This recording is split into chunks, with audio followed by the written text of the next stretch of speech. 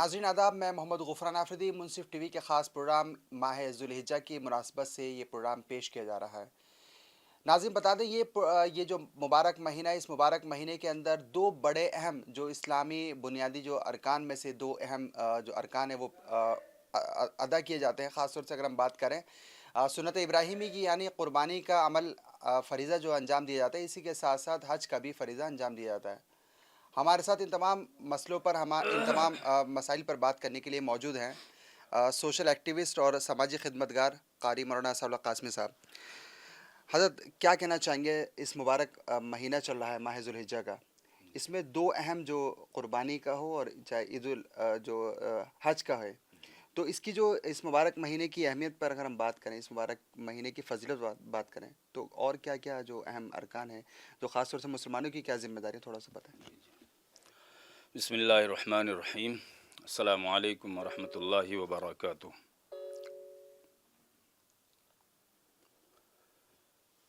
देखिए, क़ुरबानी की फ़जीलत तो बहुत अहमियत की हामिल है। और माह ज़ुल्हिज्जा, ये जो इसमें जो तकबीर और तशरीक़ का जो अमल है, बहुत ही अहम अमल है। अम्मा आयशा हज़रत सिद्दीक़ा रज़ियल्लाहु ताला अन्हा फरमाती हैं कि हुज़ूर सल्लल्लाहु अलैहि वसल्लम ने फ़रमाया कि अगर क़ुरबानी के बारे में मेरी उम्मत के लोगों को पता चल जाए कि इसका अजर व सवाब कितना है, तो हकीकत यह है कि जिसके पास अगर कुछ भी मौजूद ना हो, तो वो भी क़ुरबानी की तरफ, क़ुरबानी करने की तरफ लपके और क़ुरबानी का अमल करे।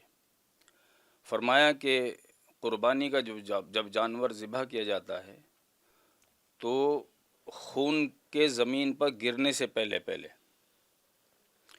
अल्लाह तबारक व तआला के यहाँ से जो अजर व सवाब मिलता है, उसका अंदाज़ा नहीं लगाया जा सकता, बशर्ते कि क़ुरबानी करने वाला और क़ुरबानी जो आदमी कर रहा है उसके अंदर इखलास लिल्लाहियत से वो भरपूर हो, और उसका जो पैसा, जिस पैसे से उसने क़ुरबानी का जानवर ख़रीदा है, वो बिल्कुल हलाल हो।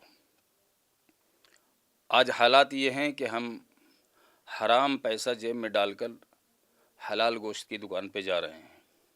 इससे पूरी उम्मत को बचना है। और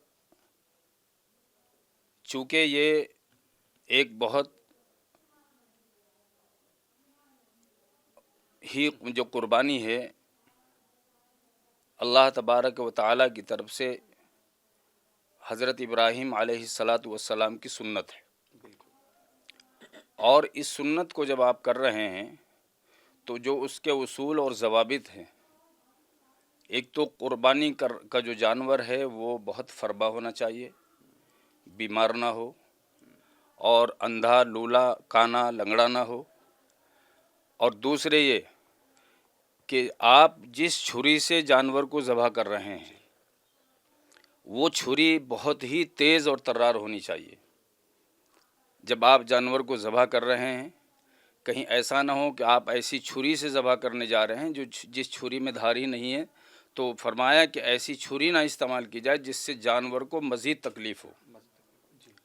और फरमाया कि जिस जगह आप क़ुरबानी कर रहे हैं और आप ऐसी जगह पे रहते हैं जहाँ पे दूसरे लोग उस दिन क़ुरबानी नहीं करते हैं, जैसे हमारे यहाँ बिरादरान वतन रहते हैं, तो क़ुरबानी करते वक्त हमें उन सब का भी एहतराम करना है।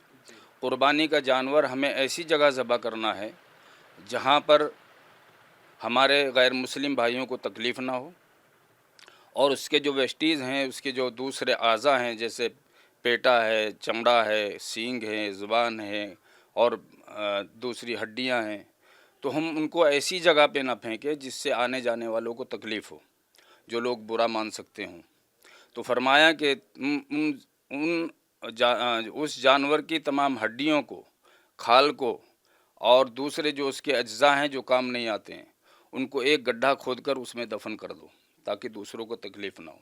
बिल्कुल। और चूँकि हुज़ूर सल्लल्लाहु अलैहि वसल्लम ने फरमाया कि पाकी निस्फ़ ईमान है, तो ये यहीं से शुरू हो जाता है कि हम क़ुरबानी के जानवर को जो ज़बह कर रहे हैं اس کو بالکل اس انداز سے ذبح کریں کہ ہماری ذات سے، ہمارے جانور سے یا ہم سے برادران وطن کو تکلیف نہ ہو۔ اور یہی میسیج حضرت ہمارے امیر الہند حضرت مولانا سید ارشد مدنی دامت برکاتہم علیہ نے دیا ہے پوری امت کو کہ برادران وطن کا خیال رکھتے ہوئے پردے کے ساتھ میں قربانی کو کیا جائے۔ بالکل حضرت، ہم یہ بھی دیکھتے ہیں کہ جو لوگ قربانی کا عمل کرتے ہیں وہ کہیں نہ کہیں نام و نمود رکھتے ہیں، یا جھوٹی شان و شوقت کے خاطر کرتے ہیں، اچھے بکرے لے کر آتے ہیں۔ اچھا ٹھیک ہے، آپ لے کر آئیں اچھے بکرے، لیکن کہیں نہ کہیں اس کی نمائش بھی اس میں شامل ہوتی ہے۔ تو کیا ایسے عمل کرنے سے کیا اللہ کی بارگاہ میں یہ قبول ہوگا؟ دیکھیے، نمائش صرف ایک عمل میں ہے اسلام میں، درود شریف میں۔ آپ اس کو آہستہ سے پڑھیں، زور سے پڑھیں، چلا کے پڑھیں، دکھا کے پڑھیں، وہ عمل آپ کا قابل قبول ہے۔ جی اگر آپ کسی بھی ایسے جانور کو جس کو آپ گلیوں میں گھما رہے ہیں صرف اس مقصد کے لیے کہ لوگ مجھے یہ کہیں کہ بہت شاندار جانور لے کے آئے ہیں آپ، اور لوگ میری تعریفیں کریں، تو ایسا عمل اللہ تعالیٰ کے نزدیک بالکل بیکار ہے۔ جی نام و نمود، نمائش، دکھاوا اسلام میں ہے ہی نہیں ہے۔ اگر آپ ایسا عمل خدا کے لیے کرتے ہیں تو خدا کے یہاں ایسے عمل کی ضرورت نہیں ہے۔ فرمایا کہ تمہارے اللہ کے یہاں نہ تو اس کے یہاں تمہاری ہڈیاں پہنچتی ہیں اس جانور کی، نہ تمہارا گوشت پہنچتا ہے، وہاں صرف تمہارا اخلاص اور نیت پہنچتی ہے۔ تو اس لیے اس میں قطعاً بھی کسی بھی عمل میں، نماز آدمی ریاکاری کے لیے پڑھے، قربانی آدمی ریاکاری کے لیے کرے، کوئی بھی عمل مسجد ریاکاری کے لیے بنوائے، مدرسہ ریاکاری کے لیے بنوائے، یا کوئی سبیل یا کوئی ٹھنڈا پانی بھی ریاکاری کے لیے بنوائے، تو وہ ایسے عمل قابل قبول نہیں ہے اللہ کے نزدیک۔ اور وہ اللہ کی ذات ہے، دیکھیے کس کے عمل کو وہ پسند کر لے، تو اللہ کا معاملہ ہے۔ بالکل، جی آپ جمیعت المہین سے جڑے ہوئے ہیں حضرت، اور کافی عرصے سے آپ قوم ملت کے لیے کام کر رہے ہیں۔ تو ابھی دلی حکومت نے گائیڈ لائن جاری کی ہے قربانی کے ایام کے دنوں میں کہ کس کس طرح سے فریضہ کو ادا کیا جائے۔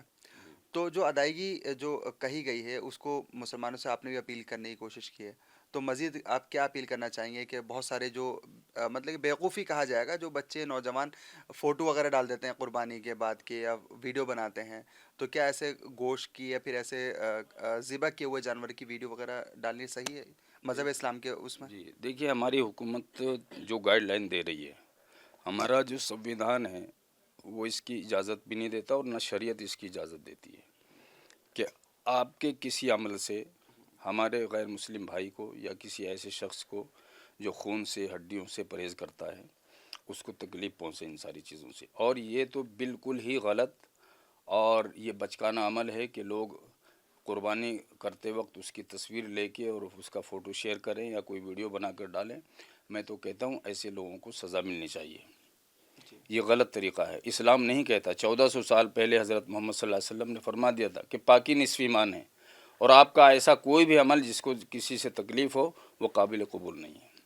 بالکل حضرت، یہ مبارک مہینہ چل رہا ہے اور ظاہر سی بات ہے کہ تقریباً 7-8 دن تقریباً کمپلیٹ ہو چکے ہیں۔ اب حج کی بھی تیاری چل رہی ہے، وقوف عرفہ جو ہے ہونے والا ہے۔ تو اس کی جو مذہب اسلام کے اندر جو اہمیت افادیت ہے، کیونکہ جو بنیادی جو ارکان ہے اسلام کے، جو ارکان ہے 5 ارکانوں میں سے ایک اہم حج بھی ہے، جی تو کیا کہنا چاہیں گے؟ دیکھیے، حج تو میں سب سے پہلے تو میں دعا کروں گا، دیکھیے ایام حج چل رہے ہیں، تکبیر تشریق کا بھی وہاں زبردست چل رہا ہے، اللہ اکبر اللہ اکبر لا الہ الا اللہ، اللہ اکبر وللہ الحمد، لبیک اللہم لبیک لبیک لا شریک لک لک لبیک ان الحمد والنعمت لک والملک لا شریک لک۔ الحمدللہ۔ تو وہاں آدمی جو جا رہا ہے وہ صرف اسی لیے جا رہا ہے کہ اللہ میں حاضر ہوں جی تیری بارگاہ میں، میرا ہر ایک عمل تیرے لیے ہے، میرا ہر ایک عمل تیرے لیے ہے، تیری ذات کے لیے ہے، تجھے راضی کرنے کے لیے ہے۔ مناسک حج میں سے ایک اخلاص سب سے بڑی چیز ہے۔ اور کچھ لوگ ابھی سننے میں کوئی صاحب بتا رہے تھے کہ بھئی ایک صاحب ہیں انہوں نے اتنے حج کر لیے، اتنے حج کر لیے۔ اگر کوئی آدمی صرف حج کی تعداد بڑھاتا جا رہا ہے، اور دیکھو مذہب اسلام اصل میں بہت صاف ستھرا مذہب ہے۔ اب آپ نے دیکھا ہوگا کہ لوگ حج پہ حج کرے جا رہے ہیں، لیکن پڑوسی بھوکا ہے، پڑوسی بیمار ہے، پڑوسی قرض دار ہے، پڑوسی مقروض ہے، اس کے بچے پیسوں کی وجہ سے نہیں پڑھ پا رہے ہیں، یہ اس بہن کی بیٹی اس کی شادی اس لگی کی بچیاں جو ہے بغیر شادی کی بیٹھی ہوئی ہیں۔ تو آپ کے اوپر زندگی میں ایک بار حج فرض ہوتا ہے، بالکل دوسرا فرض نہیں ہے. آپ نے فرض کی ادائیگی کر لی. اب جو سماجی اعتبار سے ہمارے ذمے جو فرائض ہیں ان کے ادا کرنے کی بھی ذمہ داری ان مالداروں پر اللہ تبارک و تعالیٰ نے رکھی ہے جن کو اللہ نے مال دیا ہے. لیکن ہوتا کیا ہے کہ اس پیسے کی نام و نمود کے لیے وہ ایک سال میں 3 4 عمرے کرتے ہیں، اور وہ ہر سال کیا دوسرے سال تیسرے چوتھے سال وہ پھر حج کو چلے جاتے ہیں.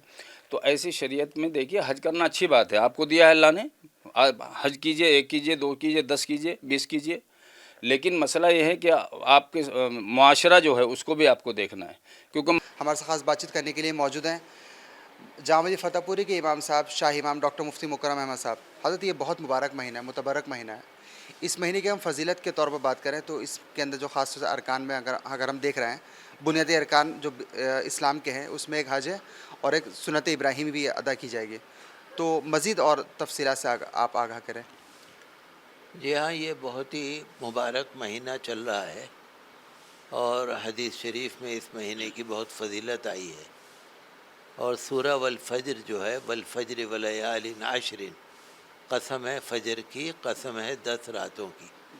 تو اس میں مفسرین نے یہی فرمایا ہے کہ ولیال عشر، عشرہ ذی الحجہ، یہ مہینہ ذی الحجہ کی پہلی 10 راتیں. تو یہ مبارک راتیں ہیں اور حدیث شریف میں الگ الگ انداز میں اس مہینے کی اور پہلے عشرے کی اور عید الاضحیٰ کی اور ایام تشریق کی فضیلتیں بیان کی گئی ہیں. تو یہ سال میں بہت ہی افضل دن ہیں. حدیث شریف میں تو یہاں تک آیا ہے کہ سال کے سب سے افضل دن ہیں.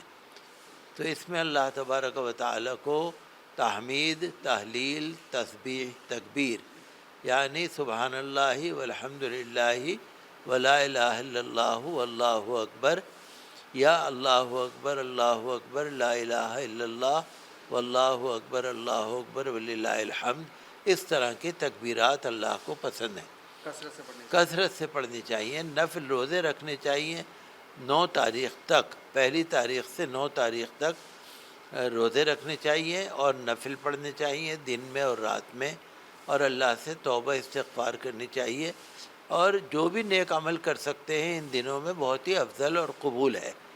تو یہ تو افضل دنوں کی بات ہے.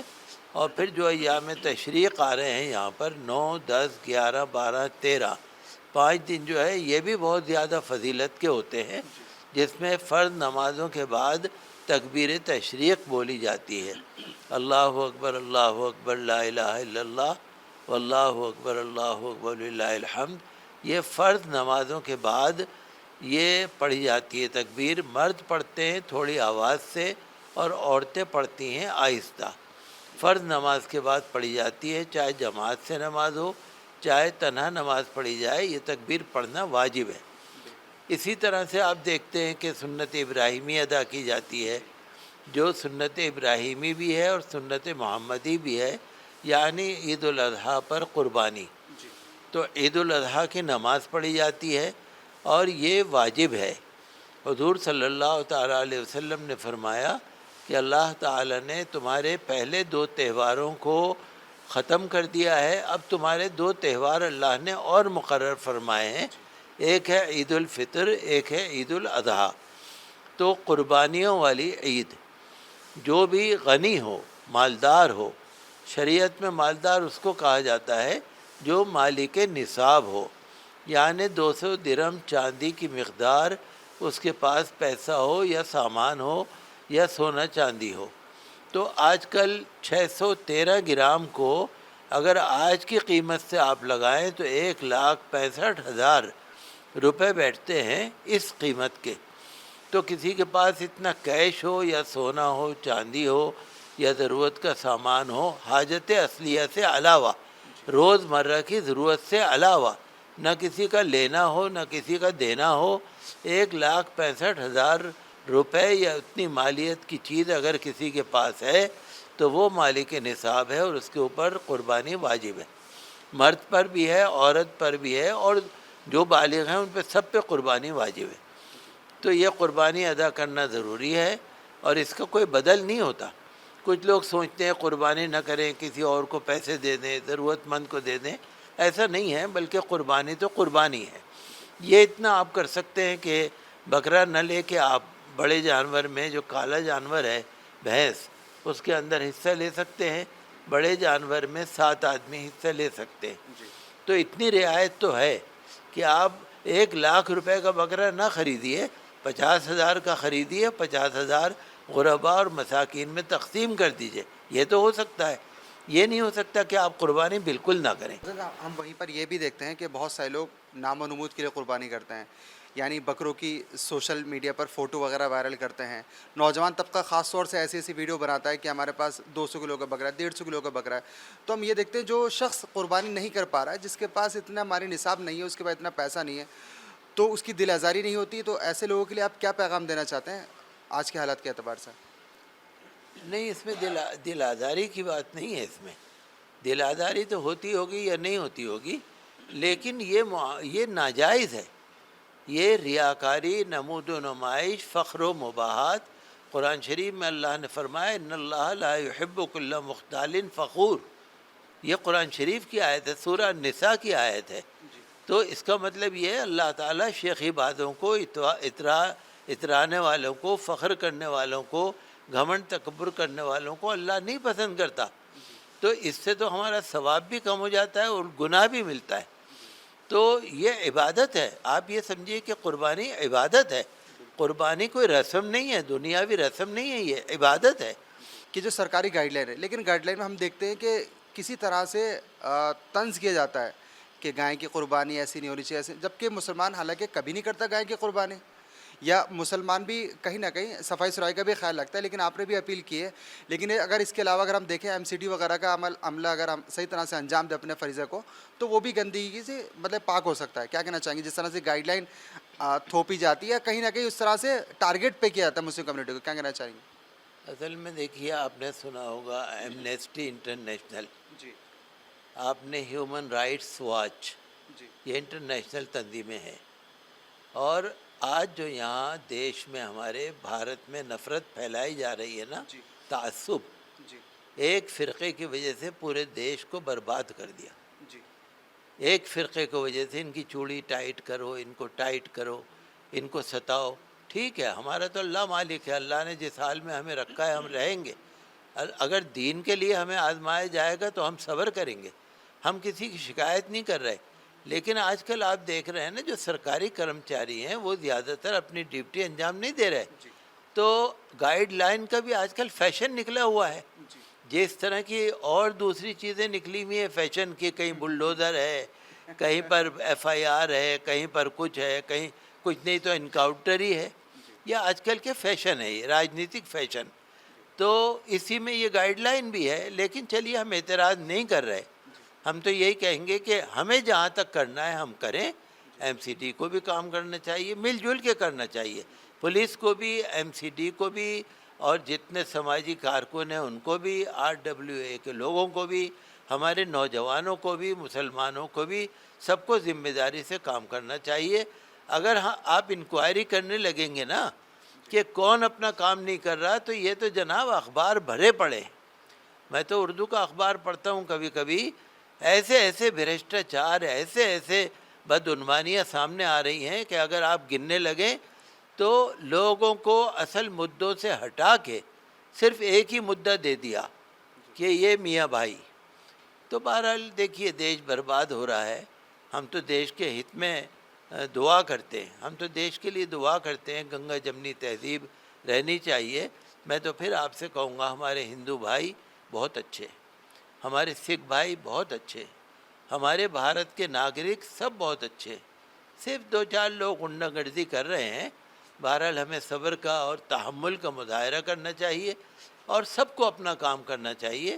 جہاں تک ہماری ذمہ داری ہے تو ہم قربانی کے گوشت کو احترام سے تقسیم کریں، اور جو اس کی باقیات ہیں، فضلہ ہے، اس کو باقاعدہ پیک کر کے کہیں کوڑے میں ڈالیں تاکہ آوارہ کتے اس کو پھیلا نہ دیں. اور سلیقے کے ہم اپنا کام کریں. جب ہم کوئی کام سلیقے سے کریں گے نا، دوسرے لوگ خود ہی شرمندہ ہو جائیں گے. ہمارے ساتھ خاص بات چیت کرنے کے لیے موجود ہے جمیعت علماء چاندنی چوک کے پریزیڈنٹ قاضی مفتی انتظار حسین صاحب.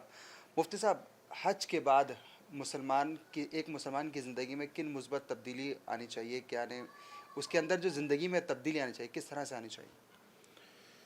بسم اللہ الرحمن الرحیم. دیکھیے غفران صاحب، آپ نے بہت اچھا سوال کیا حج سے متعلق. اس سے پہلے تھوڑا سا آپ کو اس کے بیک گراؤنڈ میں جانا ہوگا کہ حج کیا ہے. ہمیں تھوڑا سا یہ سمجھنا ہوگا. مختصر لفظوں میں بتلا دوں کہ حج ایک عاشقانہ عبادت ہے. رب اور بندے کے درمیان اظہار محبت اور اظہار عشق ہے. آپ نے دیکھا ہوگا اور سنا بھی ہوگا کہ حج کے جتنے بھی ایام ہیں اور جتنے بھی فرائض اس کے ارکان ہیں، وہ تمام کے تمام ارکانوں سے بالکل الگ تھلگ ہیں. آدمی مسجد جاتا ہے نماز پڑھنے کے لیے. فار ایگزامپل جمعے کے دن آتا ہے، اپنے آپ کو بنا سنوار کے آتا ہے، اچھے لباس پہن کے آتا ہے، ٹوپی پہن کے آتا ہے، پگڑی پہن کے آتا ہے. لیکن ایک کیا وجہ ہے، اس کا کیا لاجک ہے کہ اللہ پاک جب سب سے بڑے اپنے گھر میں بلا رہا ہے تو بالکل الگ انداز میں بلا رہا ہے. کیا ہے اس کے پیچھے؟ اس کے پیچھے ریزن یہ ہے کہ اللہ تبارک و تعالیٰ اپنے عشق اور محبت کا اظہار چاہتا ہے اپنے بندے سے، اور وہ یہ پرکھنا چاہتا ہے کہ میرا بندہ میرے عشق اور محبت کے اندر غرق ہے یا نہیں. اس لیے جو بندہ حج کے لیے جاتا ہے وہ اپنے عشق کا اظہار اور محبت کا اظہار کرنے کے لیے جاتا ہے، اس بات کو ثابت کرنے کے لیے کہ اے اللہ میں تیرا مکمل طور پہ تابعدار ہوں، آپ جیسے کہیں گے میری زندگی وہی ہے. اسی لیے جب انسان حج کر لیتا ہے تو حج کرنے کے بعد اس کے اندر وہ تمام کے تمام تبدیلیاں آنی چاہیے جو کہ رب چاہتا ہے. یعنی اپنے آپ کو تابعدار بنانا، ان تمام کے تمام چیزوں سے بچنا کہ جو اللہ تبارک و تعالیٰ کو ناپسند ہے یا اللہ تبارک و تعالیٰ ان کو پسند نہیں کرتا. تو اپنے آپ کو بدلنا چاہیے. اس کے اندر قربانی کا جذبہ ہے، محبت کا جذبہ ہے، لوگوں سے ہمدردی کا جذبہ ہے، خیرخواہی کا جذبہ ہے، انسانیت کا جذبہ ہے، لوگوں کو فیض پہنچانے کا جذبہ ہے. یہ تمام کی تمام تبدیلیاں اس کے اندر آنی چاہیے، اور یہی اس کے پیچھے اس کا ایک ریزن ہے، اور اللہ تبارک و تعالیٰ یہی چاہتا ہے. حضرت، دوسرا سوال جو اہمیت کا حامل ہے کہ حج مسلمانوں میں اتحاد اور بھائی چارگی کا جو پیغام ہے، اس میں کس طرح سے درس ملتا ہے کہ جب تمام عالم کے لوگ اکٹھا ہوتے ہیں، ایک چھت کے نیچے جمع ہوتے ہیں، مینا ہو، مزدلفہ ہو، تمام جو چیزیں ہوتی ہیں، تمام ارکان ادا کرتا ہے، اس میں کس طرح سے جو بھائی چارگی کا درس ہے اس میں کس طرح سے حاصل کیا جا سکتا ہے؟ اللہ تبارک و تعالیٰ نے قرآن میں کہا ہے انما المؤمنون اخوہ، کہ تمام کے تمام مومن آپس میں بھائی ہیں. اور جب انسان رکن اعظم ادا کرتا ہے، میدان عرفات میں ہوتا ہے، تو میدان عرفات اس بات کا ثبوت ہے کہ ایک دن ہمیں قیامت کے دن یہاں اکٹھا ہونا ہے، ہمیں یہاں پر جمع ہونا ہے. ہمیں اس بات کا ثبوت دینا ہے کہ ہم سب ایک رب کے ماننے والے ہیں، ایک ہی چھت کے نیچے رہنے والے ہیں. جیسا کہ اللہ کے نبی صلی اللہ علیہ وسلم نے فرمایا کہ اللہ پاک فرماتے ہیں کہ تمام کی تمام مخلوق میرا کنبہ ہے، میرا خاندان ہے. تو جس طریقے سے ایک کنبے خاندان کے اندر پیار محبت ہوتی ہے اور ہونی چاہیے، اور ایک جذبہ ہونا چاہیے، تو اسی طریقے سے اللہ تبارک و تعالیٰ چاہتے ہیں کہ حج کرنے والا بندہ جب آئے تو اس کے اندر وہ تمام کی تمام چیزیں ہمدردی کے اعتبار سے، خیرخواہی کے اعتبار سے ہونی چاہیے، جو کہ ایک سگے بھائی کے اس سگے بھائی کے لیے ہوتی ہے. بالکل. امام صاحب، جس طرح سے ہم دیکھتے ہیں کہ قربانی کا بھی جو اہم فریضہ ہے وہ بھی اس مبارک مہینے میں ادا کیا جاتا ہے، تو قربانی کا جو اصل مقصد ہے اور اس کے پیچھے جو تمام جو چیزیں ہیں، تمام جو اس کے جو اعمال ہیں، اس کو اس کے اندر پوری طرح سے ڈھالنا ہے اپنے آپ کو. یعنی صرف قربانی کا مقصد یہ نہیں صرف بکرا ذبح کرنا یا بھینس جانور ذبح کرنا، بلکہ اس کے پیچھے جو تمام چیز سنت ابراہیمی جو ہے، تمام چیزیں اسماعیل کو ذبح کرنا ہے، جو پورا ایک کانسیپٹ ہے، اس کو آپ کس طرح سے وضاحت پیش کریں گے؟ دیکھیے یہ تو ایک لمبی تفصیل ہے. میں مختصر لفظوں میں آپ کو بتلا دوں کہ قربانی کا جو اصل ریزن ہے وہ اپنے رب سے ایک اطاعت اور اس کی مطابعت کرنے کا جذبہ اپنے اندر پیدا کرنا ہے. اپنے آپ کو ملیہ میٹ کرنا، اپنے آپ کو قربان کرنا، یعنی اپنی انا کو قربان کرنا. اگر یہ کہہ دیا جائے اپنے نفس کی قربانی، اپنی انا کی قربانی ہے کہ میری کوئی ذات نہیں ہے، میری کوئی حیثیت نہیں ہے. اصل تو اللہ تبارک و تعالیٰ کا حکم ہے. یہی وجہ ہے کہ صحابہ کرام نے معلوم کیا نبی پاک علیہ الصلاۃ والسلام سے، یا رسول اللہ کہ یہ قربانی کیا ہے؟ ما ہی الاضاحی، کہ یہ قربانی کیا ہے؟ جناب رسول اللہ صلی اللہ علیہ وسلم نے فرمایا ہی سنت ابیکم ابراہیم، یہ تمہارے باپ ابراہیم علیہ السلام کی سنت ہے۔ تو اس کے پیچھے جو ایک اس کا بیک گراؤنڈ ہے وہ یہ ہے کہ اللہ تبارک و تعالیٰ نے ابراہیم علیہ السلام سے قربانی مانگی تھی کہ اپنی محبوب چیز کی قربانی دو، تو حضرت ابراہیم علیہ السلام نے اللہ کے لیے، اللہ کی رضا کے لیے اپنے بیٹے کو قربان کیا۔ اس کا مطلب یہ ہوا کہ ہماری جو چیز ہے وہ ہماری اپنی نہیں ہے، چاہے وہ کتنی بھی محبوب چیز ہو، ہمیں اس قربانی کا یہ جذبہ دینا ہے اور اس جذبے کا اظہار کرنا ہے کہ ہمارا مال ہو، ہماری جان ہو، ہماری اولاد ہو، کچھ بھی ہو، اللہ تبارک و تعالیٰ کے حکم کے آگے تمام کی تمام چیزیں بیکار ہیں۔ اصل اللہ تبارک و تعالیٰ کا حکم ہے۔